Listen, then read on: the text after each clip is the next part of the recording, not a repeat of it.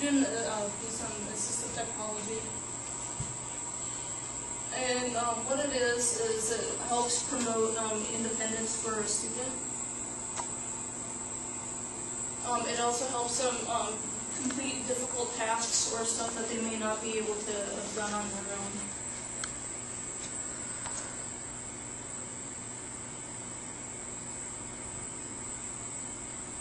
When determining the need, you want to kind of look at what the student is good at and what their weaknesses are, because you don't know, like I have one student that he has trouble using a mouse, but if he's using this pen with a with my interactive whiteboard in my class, he will use the computer all day with it.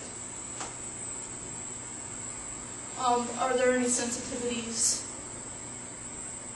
And what's the goal for the technology? And what outcomes are expected? What environment will they be using it in? Like I have some students that will use the interactive whiteboard to complete their math tests, but we may not use it for like an English test or some of the other subject areas. And then who's trained to use the technology? Some of the skills that are addressed, that you can address with assistive technology, is just the understanding of environment, expressive communication, social interactions, attention, motivation, organization, academic, self-help, and independent daily functioning. And the biggest thing to remember is that there's 3 different levels of assistive technology. And the lowest is not involving electricity or batteries. Examples would be like using a 3-ring binder or a dry erase board with a student, or maybe a special pencil.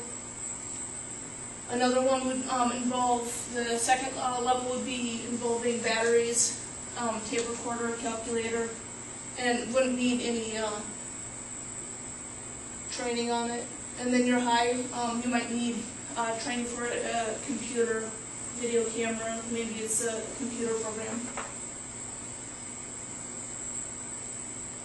Some of the things that we use here at the high school is a program called Co-Writer, and it's like a word prediction writing program that a student can start to type in just a couple letters and it'll predict the word and they can choose that word.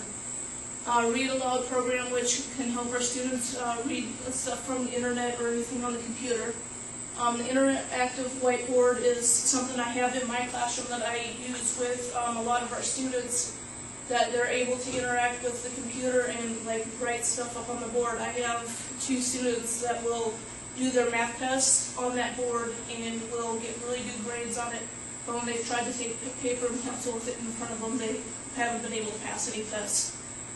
And then also with the interactive whiteboard, I have another student that, like I said, he uses it all day when it's being able to use a pen on the board, and he will not use a mouse at all.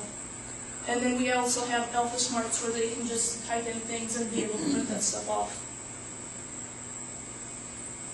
There's a bunch of different applications for iPads and iPhones that are available for communication. These are just a few examples, and on the paper I've added an address where there's, I would say, probably like 50 to 100 different types of applications you can have for the iPod or iPhone that can deal with different situations. I know one of the applications deals with just the eye contact with the teacher and working on those type of skills.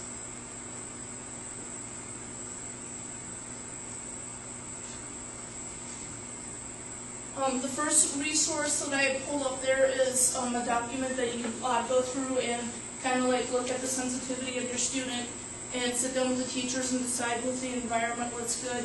And it also has like recommendations for the different levels of technology and what would be some things to try for them. And then this would be the address where they have all the applications for the iPhone and iPad, and it has a short description about what each one of them is about.